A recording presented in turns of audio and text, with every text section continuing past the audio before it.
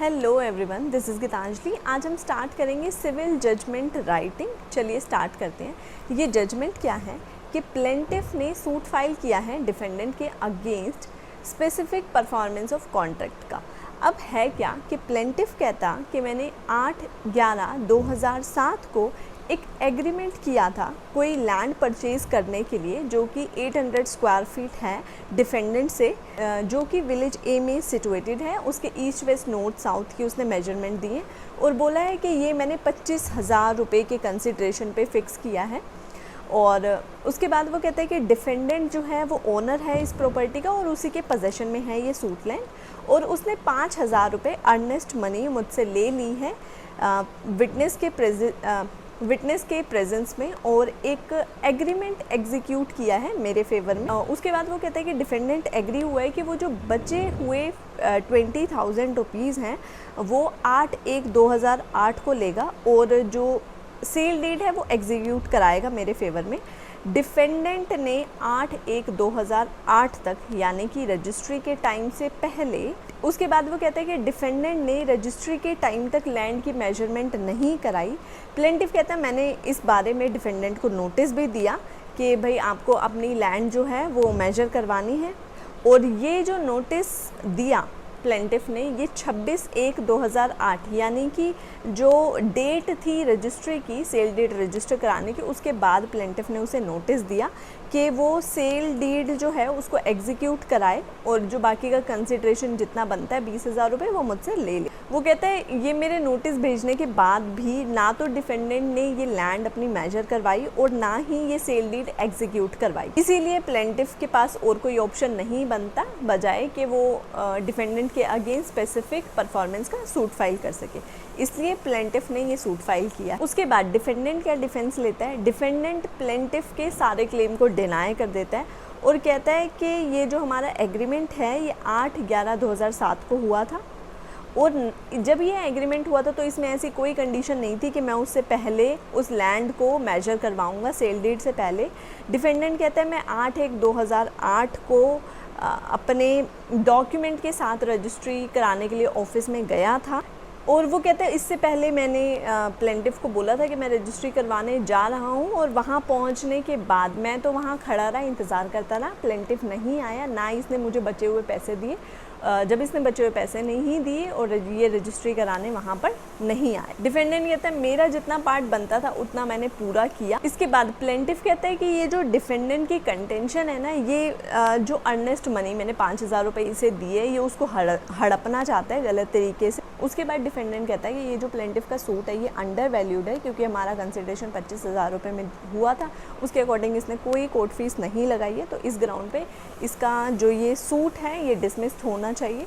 उसके बाद प्लेंटिफ आता है। प्लेंटिफ अपनी एविडेंस में क्या लेके आता है कि मैंने 5,000 रुपये डिफेंडेंट को दिए हैं एज अर्नेस्ट मनी, और उसने 8/1/2008 यानी जो रजिस्ट्री की डेट थी उस पर ये रजिस्ट्री एग्जीक्यूट नहीं करवाई, और डिफेंडेंट को मैंने नोटिस भेजा था 26/1/2008 को। ध्यान रहे रजिस्ट्री की डेट के बाद लगभग 15-20 दिन बाद उसने नोटिस भेजा है कि इस लैंड को एग्जीक्यूट करवाए, इस सेल डीड को एग्जीक्यूट कराए और लैंड को मेजर कराए।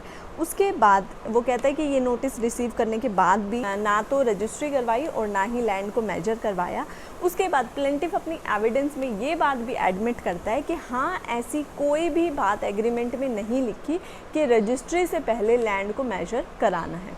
उसके बाद डिफेंडेंट की बारी आती है एविडेंस की। डिफेंडेंट कहता है कि जो रजिस्ट्री की डेट थी उस दिन मैं रजिस्ट्री के ऑफिस में प्रेजेंट था, मेरे वहाँ प्रेजेंट होने से पहले मैंने प्लेंटिफ को बताया था। ये नोटिस होने के बावजूद भी प्लेंटिफ उस दिन ना तो बाकी के पैसे देने मुझे आया और ना ही रजिस्ट्री कराने के लिए रजिस्ट्री के ऑफिस में आया। अब प्लेंटिफ और डिफेंडेंट दोनों की एविडेंस हो जाने के बाद बात आती है आर्ग्यूमेंट की। प्लेंटिफ अपनी आर्ग्यूमेंट में कहता है कि जब हमने ये कॉन्ट्रैक्ट किया था तो हमने ये एग्री हुआ था डिफेंडेंट के साथ कि इस रजिस्ट्री की डेट से पहले वो अपनी इस लैंड को मेजर करवाएगा, जो कि डिफेंडेंट ने नहीं करवाया, और मैं रेडी और विलिंग हूँ बाकी के पार्ट को परफॉर्म करने के लिए, बट ये डिफेंडेंट परफॉर्म नहीं करना, तो इस बेसिस पे मेरी जो ये सूट है वो डिक्री किया जाए यानी स्पेसिफिक परफॉर्मेंस दी जाए मुझे।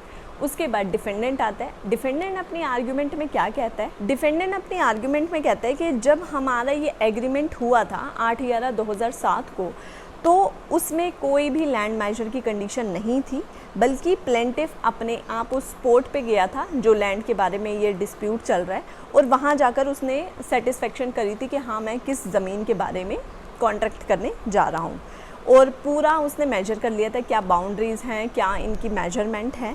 और उसके बाद वो कहता है कि जब मैं रजिस्ट्री करवाने आया भी उस दिन पे, उससे पहले भी मैंने नोटिस दिया था प्लेंटिफ को कि आप रजिस्ट्री करवाने आ जाओ, उसके बावजूद भी वो रजिस्ट्री करवाने वहाँ पर नहीं आया, और ना ही बाकी का बचा हुआ पैसा उसने मुझे दिया। जिस हिसाब से ये लगता है कि प्लेंटिफ जो है वो रेडी नहीं है इस कॉन्ट्रैक्ट को परफॉर्म करने के लिए, और मैं हमेशा से ही रेडी और विलिंग रहा हूँ। वो कहते हैं प्लेंटिफ जो ये बात कह रहा है कि लैंड मेजर नहीं करी, वो इसीलिए कर रहा है ताकि वो ब्रीच ऑफ कॉन्ट्रैक्ट कर सके। और फिर डिफेंडेंट की कंटेंशन ये है कि कोई कोज ऑफ एक्शन अराइज नहीं होता, तो ये प्लेंटिफ का जो सूट है ये डिसमिस होना चाहिए। अब ये क्वेश्चन डिस्कस करने के बाद जजमेंट राइटिंग किस तरह से होगी ये हम देख लेते हैं। देखिए, सबसे पहले तो ये फॉर्मेट है जो कि आपको स्क्रीन पर दिख रहा होगा। सबसे पहले आप लिखेंगे किस कोर्ट के सामने ये गया है सूट, लिखेंगे in the court of dash civil जज सेकंड क्लास डैश, जो भी आपका स्टेट है वो आ जाएगा यहाँ पे। उसके बाद आप लिखेंगे प्रिजाइडेड बाय, कौन इसको मतलब जज कौन है उनका नाम लिखा जाएगा। उसके बाद राइट हैंड साइड पे आपका आएगा CIS number, civil suit number, date of institution. Left side पे प्लेंटिफ और प्लेंटिफ की पूरी डिस्क्रिप्शन, यानी son of, age, residence of, occupation versus defendant की पूरी डिस्क्रिप्शन, जैसे डिफेंडेंट के फादर का नाम, उनकी एज, रेजिडेंट ऑफ, क्या उनका ऑक्यूपेशन है, और उसके बाद जो भी काउंसिल्स हैं, प्लेंटिफ की साइड से कौन है और डिफेंडेंट की साइड से कौन है, ये लिखा जाएगा। उसके बाद सेंटर में आपको कैपिटल लेटर्स में लिखना है जजमेंट, और किस दिन ये जजमेंट प्रोनाउंस हो रहा है उसकी डेट लिखनी है जजमेंट के नीचे। ध्यान रहे ये जो जजमेंट आप लिख रहे हैं ये कैपिटल लेटर्स में है, और प्रोनाउंसमेंट की जो डेट है ये रनिंग में है। उसके बाद जजमेंट राइटिंग के फर्स्ट पैरा में सबसे पहले हमने लिखना है कि प्लेंटिफ ने जो ये सूट फाइल किया वो किस सेक्शन और किस एक्ट के अंदर फाइल किया, क्योंकि यहाँ प्लेंटिफ ने सूट फाइल किया था स्पेसिफिक परफॉर्मेंस ऑफ कॉन्ट्रैक्ट का। तो यहाँ पैरा 1 में ये लिखा जाएगा कि प्लेंटिफ ने ये सूट इंस्टीट्यूट किया डिफेंडेंट के against section 10 of specific relief act का उसने सूट फाइल किया। किस लिए? फॉर स्पेसिफिक परफॉर्मेंस, जो कि उसकी सूट लैंड थी 800 स्क्वायर फीट्स की, जिसके लिए उसने कंसिडरेशन अमाउंट पे किया था 25,000। उसके बाद पैरा 2 में हम लिखेंगे कि क्या फैक्ट डिफेंडेंट ने एडमिट किए या क्या फैक्ट एडमिटेड नहीं किए। अगर कोई फैक्ट एडमिटेड है तो वो पैरा 2 में लिखा जाएगा, और अगर एडमिटेड नहीं है तो वो चीज़ भी पैरा 2 में लिखी जाएगी। यहाँ पे इस केस में ये एडमिटेड फैक्ट है कि प्लेंटिफ और डिफेंडेंट के बीच में एक एग्रीमेंट हुआ था किसी सूट प्रॉपर्टी को परचेज़ करने का, तो यहाँ वो पैरा 2 में लिख दिया जाएगा। उसके बाद पैरा 3 में प्लेंटिफ के केस का जो पूरा वर्जन है वो लिखा जाएगा कि जैसे प्लेंटिफ ने 8/11/2007 को एक एग्रीमेंट किया था, जिसके लिए ये उसने जो अमाउंट फिक्स किया था उस सूट प्रॉपर्टी का, जो कि इस केस में सूट प्रॉपर्टी है, उस लैंड के रिगार्डिंग जो अमाउंट फिक्स हुआ था प्लेंटिफ और डिफेंडेंट के बीच में वो 25,000 का था, जिसके रिगार्डिंग डिफेंडेंट को उसने 5,000 रुपीज़ पे कर दिए थे एज अर्नेस्ट मनी, और ये विटनेसेस की प्रेजेंस में एग्जीक्यूट किया गया। और उसके बाद पार्टीज़ के बीच में ये एग्री हुआ था कि इस कॉन्ट्रैक्ट की जो सेल डीड है, इस लैंड की जो सेल डीड है वो 8/1/2008 को एग्जीक्यूट कराई जाएगी।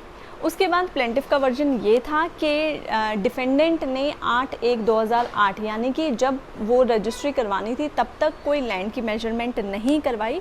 उसके बाद 26/1/2008 को प्लेंटिफ ने उसे नोटिस भेजा कि सूट लैंड को मेजर कर ले, क्योंकि मैं आगे इस कॉन्ट्रैक्ट को परफॉर्म करना चाहता हूँ। पर प्लेंटिफ के अकॉर्डिंग डिफेंडेंट ने ना तो ये सूट लैंड मेजर करवाई और ना ही ये सेल डीड रजिस्टर करवाई, यानी रजिस्ट्री के लिए भी नहीं आया और सूट लैंड भी मेजर नहीं करवाई। तो इसके अकॉर्डिंग, प्लेंटिफ के अकॉर्डिंग, डिफेंडेंट ने ब्रीच ऑफ कॉन्ट्रैक्ट किया है, क्योंकि वो उस अर्नेस्ट मनी को ग्रैब करना चाहता है, हड़पना चाहता है। इसलिए प्लेंटिफ के पास कोई और ऑप्शन नहीं बचता बजाय इसके कि वो इस सूट को फाइल करे। उसके बाद लास्ट में हमें इस पैरा में ये लिखना है कि ये जो सूट प्लेंटिफ ने फाइल किया ये विद इन जुरिस्डिक्शन है और प्रॉपर कोर्ट फीस के साथ फाइल किया गया है और विद इन लिमिटेशन है। ध्यान रहे जब भी सिविल जजमेंट हम लिखेंगे तो हमें फर्स्ट पैरा यानी जब हम प्लेंटिफ का वर्जन लिखेंगे तो हमें लास्ट में ये बात ऐड करनी है कि ये जो सूट फाइल किया है ये विद इन जुरिस्डिक्शन है, विद इन लिमिटेशन है और प्रॉपर कोर्ट फीस के साथ है। उसके बाद नेक्स्ट पैरा यानी कि फोर्थ पैरा में डिफेंडेंट क्या कहता है वो बात लिखी जाएगी। डिफेंडेंट प्लेंटिफ के क्लेम को डिनाई करता है कि प्लेंटिफ जो कह रहा है कि मैं रेडी हूँ और डिफेंडेंट रेडी नहीं है, तो इस चीज़ को डिफेंडेंट डिनाई और ये कहता है कि 8/11/2017 को हमारा एग्रीमेंट तो हुआ था बट उस एग्रीमेंट में कहीं भी ऐसी कोई बात नहीं लिखी गई थी कि रजिस्ट्री से पहले लैंड को मेजर किया जाएगा और मैं 8/1/2008 को यानी जिस दिन रजिस्ट्री की डेट थी उस दिन मैं रजिस्ट्री के ऑफिस में पहुंच गया था अपने सारे डॉक्यूमेंट्स के साथ। वहाँ पहुंचने से पहले मैंने प्लेंटिफ को बोला भी था कि आपको रजिस्ट्री कराने के लिए उस दिन पर्टिकुलर दिन पर आना है, जो कि प्लेंटिफ नहीं आया। डिफेंडेंट कहता है मेरा जितना पार्ट बनता था उतना पार्ट मैंने परफॉर्म किया और ये जो प्लेंटिफ कह रहा है कि मैं अर्नेस्ट मनी को ग्रैब करना चाहता हूँ, इस कंटेंशन को भी डिनाई करता है डिफेंडेंट। वो कहता है कि ये बिल्कुल गलत है और डिफेंडेंट साथ में ये बात भी प्लीड करता है कि ये जो प्लेंटिफ ने सूट फाइल किया ये अंडर वैल्यूड है। जो 20,000 का बाकी कंसिडरेशन अमाउंट बचता है उसके अकॉर्डिंग सूट की वैल्यूएशन में उतनी कोर्ट फीस फाइल नहीं की गई है, तो प्लेंटिफ का जो ये सूट है वो डिसमिस होना चाहिए विद कोस्ट। उसके बाद पैरा नंबर 5 में ये लिखा जाएगा कि एडमिशन और डिनायल के बेस पे, यानी प्लेंटिफ ने कुछ बात कही और डिफेंडेंट ने कुछ बात को डिनाई किया और कुछ बात को एडमिट किया। तो जिन बातों को डिनाई किया डिफेंडेंट ने, उन बेसिस पर अब इशू फ्रेम होंगे। ध्यान रहे सिविल जजमेंट जब भी हम लिखते हैं तो सबसे पहले इशू फ्रेम होता है, वहीं जब हम क्रिमिनल जजमेंट करते हैं तो उसमें पॉइंट ऑफ कंसिडरेशन होते हैं। अब ये जो इशू फ्रेम होते हैं किन बेसिस पे होते हैं कि प्लेंटिफ कोई बात कहे और डिफेंडेंट उस बात को मना कर दे, जिस बात को मना किया जाएगा उसी बात पर इशू फ्रेम होगा। तो यहाँ ये पैरा 5 में लिखते हैं कि एडमिशन और डिनायल के बेस पे ऑर्डर 10 रूल 2 के अकॉर्डिंग पार्टी की ओरल एग्जामिनेशन होने के बाद, ध्यान रहे जैसे ही सिविल सूट फाइल होता है तो कोर्ट क्या करती है, दोनों पार्टियों को सुनती है कि आपका क्या वर्जन है और डिफेंडेंट का क्या वर्जन है। दोनों को सुनने के बाद इशू फ्रेम किए जाते हैं। वही बात ये यहाँ लिख रहे हैं ऑर्डर 10 रूल 2 में ओरल एग्जामिनेशन करने के बाद अब कोर्ट क्या कर रही है, नीचे दिए गए इशू फ्रेम कर रही है, जिसमें पहला इशू है। अब जब ये इशू फ्रेम होंगे तो एक तरह का ये फॉर्मेट बनेगा जिसमें सबसे पहले सीरियल नंबर लिखा जाएगा, फिर इशू लिखे जाएंगे, फिर ऑनर्स ऑफ प्रूफ लिखा जाएगा और फिर फाइंडिंग्स लिखी जाएंगी। देखिए ऑनर्स ऑफ प्रूफ, इशू और सीरियल नंबर ये कॉलम तो फिल्ड रहेंगे। फाइंडिंग्स जो हैं जब हम पूरा जजमेंट लिख लेंगे उसके बाद ये फाइंडिंग्स फिल की जाएंगी। यहाँ इन्होंने ऑलरेडी ये फाइंडिंग्स फिल की हुई हैं क्योंकि पूरा जजमेंट लिखा हुआ है। सबसे पहला जो इशू फ्रेम है, सबसे पहला इशू जो फ्रेम किया गया वो ये, weather the plaintiff has under valued the present suit. क्योंकि ये जो क्वेश्चन है लिमिटेशन के, जुरिस्डिक्शन के, वैल्यूएशन के, ये प्रिलिमिनरी इशू हैं। जो प्रिलिमिनरी इशू होते हैं वो दूसरे इशूज़ से पहले डिसाइड होते हैं, तो इनका इशू भी पहले ही फ्रेम किया जाएगा कि क्या ये सूट अंडर वैल्यूड है, क्योंकि अगर अंडर वैल्यूड है तो आगे केस चलने का मतलब ही नहीं बनता। नेक्स्ट इशू है whether the contract has been breached by the defendant. क्योंकि प्लेंटिफ ने कहा है कि हमारा कॉन्ट्रैक्ट हुआ था जो कि डिफेंडेंट ने ब्रीच किया है। प्लेंटिफ ने कहा है तो इसका ओनस भी है जो प्लेंटिफ के ऊपर ही होगा, क्योंकि डिफेंडेंट ये डिनाई करता है कि मैंने कोई ब्रीच नहीं किया है। नेक्स्ट इशू बनेगा whether the plaintiff has been ready और willing to perform his part of contract, कि क्या प्लेंटिफ रेडी भी हैं अपने इस पार्ट को परफॉर्म करने के लिए। इसका बर्डन भी, इसका ऑनर्स भी प्लेंटिफ के ऊपर ही होगा। नेक्स्ट इशू है whether the plaintiff is entitle to specific performance of contract, कि अगर वो रेडी और विलिंग है तो क्या उसे स्पेसिफिक परफॉर्मेंस मिलनी चाहिए, इसका ऑनर्स भी प्लेंटिफ के ऊपर ही होगा। लास्ट इशू बनेगा रिलीफ और कोस्ट का। ध्यान रहे जब भी ये सिविल जजमेंट हम लिखेंगे तो उसमें लास्ट इशू होगा रिलीफ और कोस्ट का। और जब भी ब्रीच ऑफ कॉन्ट्रैक्ट का कोई केस आता है तो सबसे पहला इशू क्योंकि यहाँ प्रिलिमिनरी इश्यूज़ भी हैं। उसके अलावा जो पहला इशू है वो ये बनेगा कि क्या ब्रीच हुआ है, अगर हुआ है तो दूसरा इशू ये बनेगा कि क्या ये पार्टी प्लेंटिफ रेडी और विलिंग है, अगर है तो थर्ड इशू ये बनेगा कि क्या स्पेसिफिक परफॉर्मेंस होनी चाहिए या नहीं। ध्यान रहे ये तीनों इशू सीक्वेंस के अकॉर्डिंग ही चलेंगे। उसके बाद आप कैपिटल लेटर्स में लिखेंगे determination and analysis of issue with reasons. इसका फर्स्ट पैरा, अब यहाँ हम क्या करेंगे, जो भी इश्यूज़ हमने फ्रेम किए हैं उसको एनालाइज करते हुए चलेंगे केस के फैक्ट्स के अकॉर्डिंग। यहाँ हमारा पहला इशू था weather the plaintiff has under valued the present suit, कि उसका प्रेजेंट सूट अंडर वैल्यूड तो नहीं है। ये हमने फर्स्ट इशू सॉल्व करना है। इसके लिए पैरा 6 में हम लिखेंगे। देखिए उसके बाद पैरा 6 में हमें क्या लिखना है कि फर्स्ट और फॉरमोस्ट हमें जो इशू डिसाइड करना है वो ये कि क्या प्लेंटिफ का सूट अंडर वैल्यूड तो नहीं है।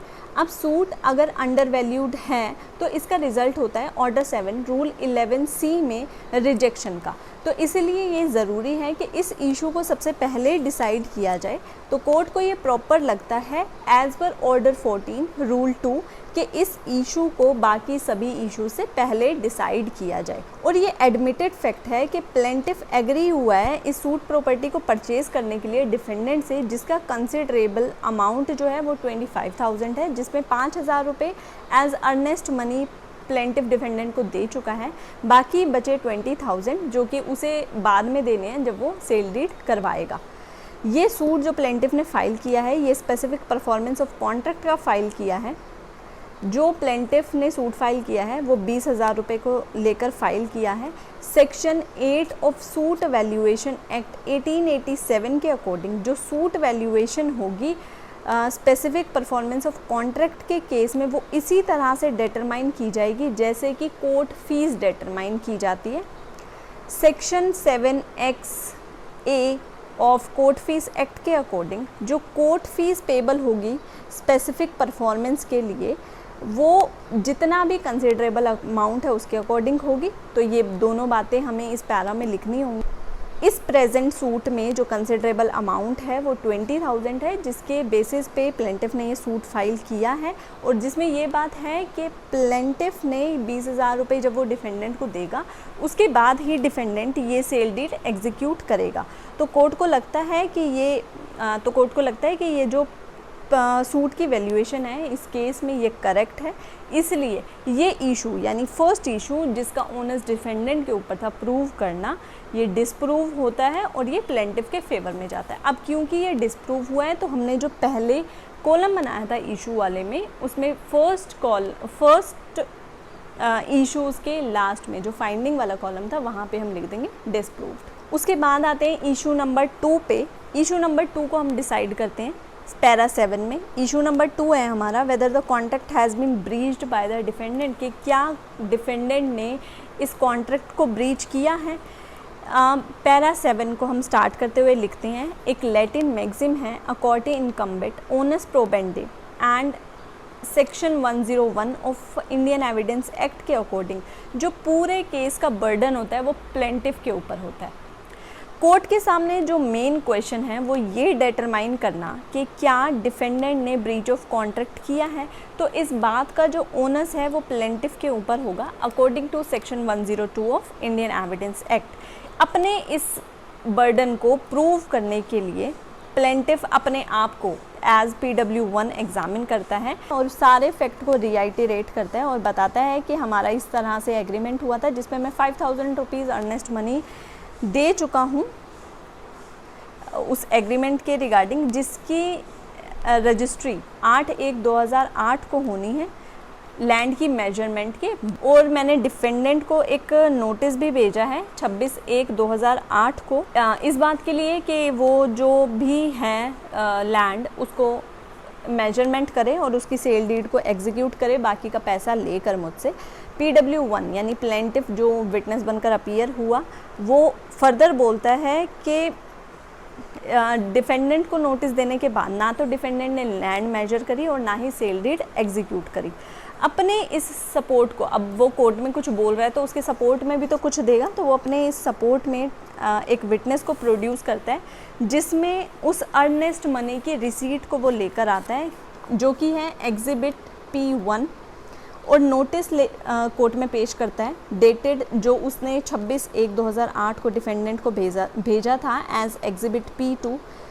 PW1 यानी प्रोसिक्यूशन विटनेस 1 का जब क्रॉस एग्जामिनेशन होता है तो प्लेंटिफ ये एग्रीमेंट करता है कि हाँ, ये बात ठीक है कि जब हमारा एग्रीमेंट हुआ था तो उसमें लैंड मेजरमेंट को लेकर कोई भी बात नहीं लिखी गई थी।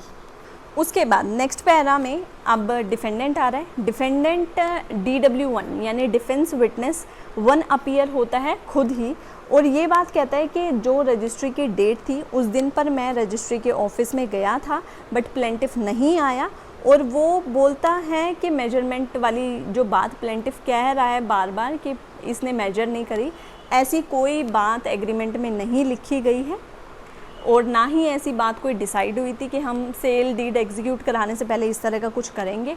और DW1 को यानी डिफेंस विटनेस 1 को जब क्रॉस एग्जामिन किया जाता है तो वो अनरिबट रहता है, मतलब जो उसकी टेस्टिमनी थी वो कहीं पर रिबट नहीं होती। उसके बाद आ जाइए पैरा 1 पे। अब यहाँ प्रोसिक्यूशन विटनेस को भी देख लिया, डिफेंस विटनेस को भी देख लिया। अब हमने क्या करना है, नेक्स्ट पैरा में अप्रेजल करना स्टार्ट करना है और लिखना है कि section 37 of Indian contract act के अकॉर्डिंग जो भी कॉन्ट्रैक्ट की पार्टीज़ होंगी, जब उन्होंने कॉन्ट्रैक्ट बना लिया या तो वो उसको परफॉर्म करें या फिर किसी और से परफॉर्म करवाएं, जब तक कि उसकी परफॉर्मेंस लॉ के अकॉर्डिंग डिस्पेंस नहीं हो जाती, मतलब जब तक लॉ मना नहीं करता तब तक तो वो अलग बात है, मतलब जब लॉ मना कर दे तो वो अलग बात है। अदरवाइज़ अगर कोई कॉन्ट्रैक्ट किया है तो 37 के अकॉर्डिंग उसे परफॉर्म करना ही पड़ेगा। और इस केस में PW1 यानी प्रोसिक्यूशन 1 प्लेंटिफ ने ये बात एडमिट करी है कि एग्रीमेंट में लैंड मेजरमेंट की कोई बात नहीं लिखी गई है। अब जब वो अपनी इस बात को एडमिट कर रहा है तो ये जो उसका एडमिशन है ये सेल्फ हार्मिंग है, और जो चीज़ सेल्फ हार्मिंग होगी वो रेलेवेंट होगी section 21 of Indian evidence Act में। सेल्फ हार्मिंग किस तरह से है कि पहले तो वो कहता है कि लैंड मेजरमेंट करनी थी, नहीं करी, इसलिए मैं रजिस्ट्री करवाने नहीं गया, और जब उसको क्रॉस एग्जामिन किया जाता है तब वो कहता है कि ऐसी बात तो कोई एग्रीमेंट में लिखी ही नहीं गई थी। तो क्योंकि ये सेल्फ हार्मिंग स्टेटमेंट कह रहा है तो ये जो उसकी सेल्फ हार्मिंग स्टेटमेंट है रेलेवेंट होगी section 21 of Indian evidence Act में। उसके बाद क्योंकि ये सेल्फ हार्मिंग स्टेटमेंट दे रहा है और इसी तरह की एडमिशन से ये सपोर्ट कर रहा है डिफेंडेंट के वर्जन को, क्योंकि डिफेंडेंट कहता है ऐसी कोई बात नहीं थी। अब जब प्लेंटिफ ने डिनाई कर दिया तो मतलब वो डिफेंडेंट को सपोर्ट कर रहा है, और डिफेंडेंट ये भी कहता है, डिफेंस आर्ग्यूमेंट में ये बात भी हुई कि जो ये प्लेंटिफ है ये इस एग्रीमेंट को बनाने से पहले आकर उस लैंड को देख गया था, इसकी बाउंड्रीज़ क्या हैं, इसकी मेजरमेंट क्या है। फर्दर वो कोर्ट लिखती है कि section 92 of Indian evidence act के अकॉर्डिंग जो कि डील करता है exclusion of oral evidence to the contract, मतलब कोई भी टर्म अगर वेरी, मॉडिफाई, ऐड या लेस करनी है तो उसके लिए ओरल एविडेंस नहीं दिया जा सकता। और क्योंकि यहाँ प्लेंटिफ कह रहा है कि ऐसी कोई बात हुई नहीं थी, तो अगर वो ओरली ये बात बोलता है तो ये एडमिसिबल नहीं है, इसके लिए उसे डॉक्यूमेंट्री एविडेंस ही देना होगा। उसके बाद कोर्ट लिखती है कि एक मैगजिम है एलिगेशन कॉन्ट्रा फैक्टम नोन एस्ट एडमिटेंडा, जिसका मतलब है कि कोई भी एलिगेशन जो कि डीड के अकॉर्डिंग जिसका मतलब है कि कोई ऐसा एलिगेशन जो डीड की किसी टर्म से अलग बात कह रही है वो एडमिसिबल नहीं है। उसके बाद यहाँ सारी चीज़ देख ली, प्लेंटिफ का वर्जन देख लिया, प्लेंटिफ की एविडेंस, डिफेंस की एविडेंस, सेक्शन 37 के अकॉर्डिंग इसका अप्रेजल भी किया। अप्रेजल करने के बाद अब हमें नेक्स्ट पैरा में अपने अप्रेजल का जो हमारा डिसीजन आया है इस इशू का वो लिखना है। उसके बाद नेक्स्ट पैरा में हम लिखेंगे कि ये जो लैंड की मेजरमेंट का इशू जो उठाया था प्लेंटिफ ने, ये प्रूव हो चुका है कि मेजरमेंट ऑफ लैंड कभी भी डिफेंडेंट के ऊपर ऑब्लिगेशन नहीं था कि वो इस चीज़ को करे। तो section 37 of Indian contract act के अकॉर्डिंग डिफेंडेंट बाउंड नहीं था इस लैंड को मेजर करने के लिए। ये जो कंडीशन प्लेंटिफ बताता है कि एग्जीक्यूशन से पहले लैंड की मेजरमेंट होनी है, ये एक आफ्टर थॉट है, उसने अपनी मनगढ़ंत कहानियाँ बनाई हुई हैं। हैंस इसलिए ये प्रूफ होता है कि DW1 ने यानी डिफेंडेंट विटनेस अपीयर हुआ था, DW1 ने ब्रीच ऑफ कॉन्ट्रैक्ट नहीं किया है कि उसने लैंड मेजर नहीं करी तो इससे ब्रीच ऑफ कॉन्ट्रैक्ट नहीं होता है। इस बात से ये प्रूव होता है कि प्लेंटिफ ने अपना जो बर्डन था उसको डिस्चार्ज करने से वो फेल हो गया है एज़ पर सेक्शन 102। तो कोर्ट डिसाइड करती है इस इशू को डिफेंडेंट के फेवर में। अब जब ये इशू डिफेंडेंट के फेवर में डिसाइड हुआ है तो अब आप आएंगे अपने उस टेबल पे और उस टेबल के इस सेकंड इशू में आप लिख देंगे फिर डिसप्रूव्ड। उसके बाद आते हैं हम हमारे नेक्स्ट इशू यानी थर्ड इशू पे, जो कि है whether plaintiff has been ready और willing to perform his part of contract. इसी के साथ ही हम डील करेंगे फोर्थ इशू को भी, जो कि है whether the plaintiff is entitled to specific performance of contract. अब इशू नंबर 3 और इशू नंबर 4 को फैक्ट्स के अकॉर्डिंग एनालाइज करते हैं, जिसके लिए ये पहला 11th ऐड करते हैं, जिसमें ये लिखते हैं अब कोर्ट के सामने जो क्वेश्चन है वो ये कि क्या प्लेंटिफ रेडी और विलिंग है, क्योंकि प्लेंटिफ कह रहा है कि मैं रेडी हूँ। अब कोर्ट को ये देखना है कि क्या प्लेंटिफ रेडी है या नहीं है। तो section 16 clause C of SRA के according specific performance of contract का रिलीफ लेने के लिए प्लेंटिफ को ये बात प्रूव करनी होगी कि वो अभी भी रेडी है और पहले भी रेडी था अपने उस पार्ट को परफॉर्म करने के लिए। रेडीनेस का क्या मतलब उसे, अब बात आती है रेडी और विलिंग का मतलब क्या है। रेडीनेस का मतलब होता है ही हैज़ फाइनेंशियल कैपेसिटी, उसके पास इतने पैसे हैं कि वो उन पैसों को दे सके, यानी 20,000 के लिए यहाँ पे आपको रेडीनेस देखनी है। तो कोर्ट चेक करेगी कि क्या प्लेंटिफ के पास 20,000 रुपीज़ हैं कि वो डिफेंडेंट को दे सके। और विलिंगनेस का मतलब है he has taken other, willingness का मतलब है कि उसने और स्टेप्स भी फॉलो किए हैं या नहीं किए। यहाँ पे और स्टेप्स क्या हैं कि उनकी जो रजिस्ट्री की डेट थी वो थी यहाँ पे। अब फर्दर नेसेसरी स्टेप क्या है कि उनकी रजिस्ट्री की डेट क्या थी 8/1/2008। तो कोर्ट को ये देखना है कि क्या उस दिन ये रेडी था या नहीं। और ये जो स्टेप हैं ये कोर्ट चेक करेगी उस प्लेंटिफ के कंडक्ट को देख के कि प्लेंटिफ का कंडक्ट किस तरह का है। उसके बाद आते हैं नेक्स्ट पैरा पे। नेक्स्ट पैरा में ये लिखते हैं कि PW1 यानी प्रोसिक्यूशन विटनेस जब कोर्ट में आया तो वो कहता है कि टोटल कंसिडरेशन अमाउंट जो है वो 25,000 रुपये फ़िक्स हुआ था, जिसमें से उसने 5,000 रुपये पे कर दिए थे। और एग्जिबिट 2 उसने कोर्ट में लगाई जो कि था नोटिस जो उसने डिफेंडेंट को दिया कि वो रेडी है और विलिंग है अपने पार्ट को परफॉर्म करने के लिए, यानी 20,000 देने के लिए वो रेडी है। और साथ ही प्लेंटिफ ने ये बात भी एडमिट करी कि उसने ये नोटिस 26/1/2008 को भिजवाया, जबकि जो सेल डीड एग्जीक्यूट होनी थी वो कब होनी थी 8 जनवरी 2008 को, यानी कम से कम 15 से 20 दिन बाद उसे ये नोटिस भिजवाया। उसके बाद नेक्स्ट आगे हम एनालाइज करते हैं। अब DW1 जो आया कोर्ट में वो कहता है कि एग्जीक्यूशन की डेट थी 8 जनवरी और उसी दिन मैं रजिस्ट्रार के ऑफिस में अपने डॉक्यूमेंट्स को लेकर पहुंचा था। उसने बोला कि प्लेंटिफ वहाँ नहीं आया था, मैंने वहाँ पूरा दिन वेट भी किया और उससे पहले मैं उसको नोटिस भी दे चुका हूँ और डिफेंडेंट ने भी जो प्लेंटिफ को नोटिस दिया था उसकी कॉपी कोर्ट में लगाई जो कि थी एग्जिबिट डी। डिफेंडेंट का जो ये कंडक्ट है कि उसने पहले प्लेंटिफ को नोटिस भिजवाया था रेलेवेंट होगा section 8 of Indian evidence Act में as a subsequent conduct influenced by fact in issue. ये उसका सब्सिक्वेंट कंडक्ट है कि उसे लगा कि हाँ अब रजिस्ट्री की डेट है तो मुझे नोटिस भिजवा कर उस दिन पर रजिस्ट्रार के सामने पेश होना है। तो और डिफेंडेंट वहाँ पेश भी हुआ तो उसका ये फैक्ट रेलेवेंट होगा। अब जहाँ पर भी आपको जो भी फैक्ट रेलेवेंट लगेगा और वो किस सेक्शन में रेलेवेंट है आप वो जजमेंट में साइट करते जाए। उसके बाद नेक्स्ट पैरा में फर्दर एनालाइज करते हैं कि ये बात क्लियर होती है और ये एडमिटेड फैक्ट भी है कि 8 जनवरी को ही रजिस्ट्री होनी थी और प्लेंटिफ ये बात खुद से एडमिट करता है कि उसने नोटिस 26 जनवरी 2008 को भेजा जो कि ऑलमोस्ट 2 हफ्ते बाद की डेट है। ये फैक्ट जो है रेलेवेंट होगा under section 9 of Indian evidence Act as rebutting the claim of readiness and willingness of the plaintiff. कि प्लेंटिफ कह रहा है कि मैं रेडी और विलिंग था। अगर वो रेडी और विलिंग होता तो वो 8 तारीख को यानी 8 जनवरी को रजिस्ट्रार के ऑफिस में जाता, ना कि वो 2 हफ्ते की और डिले करता। तो ये फैक्ट आपका रेलेवेंट होगा section 9 of Indian evidence Act में। और साथ ही ना ही प्लेंटिफ का कोई और कंडक्ट दिखता है जिससे कि उसकी विलिंगनेस का पता लग सके।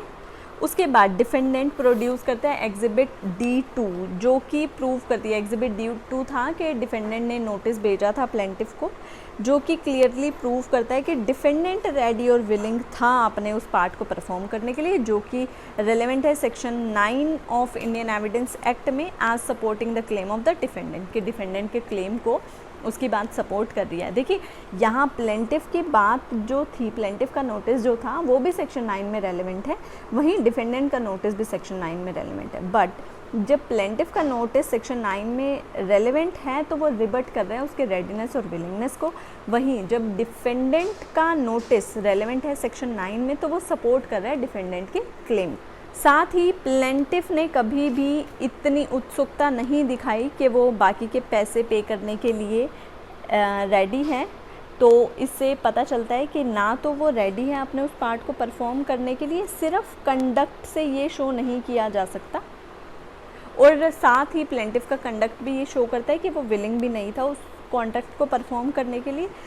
इसलिए ये प्रूव होता है कि section 16 close C of SRA की जो भी एलिमेंट्स हैं वो कंप्लाई विद नहीं करता प्लेंटिफ। उसके बाद नेक्स्ट पैरा में हम लिखेंगे, क्योंकि हमारा इशू 3 प्रूव हो चुका है कि प्लेंटिफ ना तो रेडी है और ना ही विलिंग है अपने उस कॉन्ट्रैक्ट को परफॉर्म करने के लिए। हमारा 4th इशू था कि क्या प्लेंटिफ एंटाइटल है स्पेसिफिक परफॉर्मेंस के लिए, तो जब वो रेडी और विलिंग ही नहीं है तो स्पेसिफिक परफॉर्मेंस के लिए भी वो एंटाइटल नहीं है। उसके बाद आते हैं हम हमारे लास्ट इशू जो कि है रिलीफ और कोस्ट। इसको लास्ट पैरा में साइड करते हुए हम लिखेंगे कि सारे फैक्ट्स को डिटरमाइन करते हुए कोर्ट इस सूट को डिसमिस करती है। स्पेसिफिक परफॉर्मेंस ऑफ कॉन्ट्रैक्ट का जो सूट प्लेंटिफ ने डाला था इसे डिसमिस करती है और रिलीफ ग्रांट करती है। क्या क्या रिलीफ ग्रांट किए हैं? पहला रिलीफ है कि प्लेंटिफ एंटाइटल नहीं है स्पेसिफिक परफॉर्मेंस ऑफ कॉन्ट्रैक्ट के लिए। दूसरा है प्लेंटिफ अपनी तो कॉस्ट बियर करेगा ही, साथ साथ डिफेंडेंट की कॉस्ट भी बियर करेगा। नेक्स्ट और लास्ट रिलीफ है सर्टिफाइड एडवोकेट फ़ीस, जो भी एडवोकेट की फ़ीस बनती है सर्टिफाइड लिखा हुआ है, एक शेड्यूल होगा जिसके अकॉर्डिंग कोर्ट को लगता है कि हाँ ये इतनी रीज़नेबल फ़ीस बनती है, तो वो कॉस्ट उस एडवोकेट की फ़ीस भी एज अ कॉस्ट उस प्लेंटिफ से ली जाएगी। उसके बाद राइट साइड पे आप लिखेंगे साइन सिविल जज सेकेंड क्लास, लेफ़्ट साइड पे लिखेंगे decree to be drawn accordingly, थोड़ा सा स्पेस छोड़कर this judgment is dated signed and pronounced in open court, last sign civil जज सेकेंड क्लास।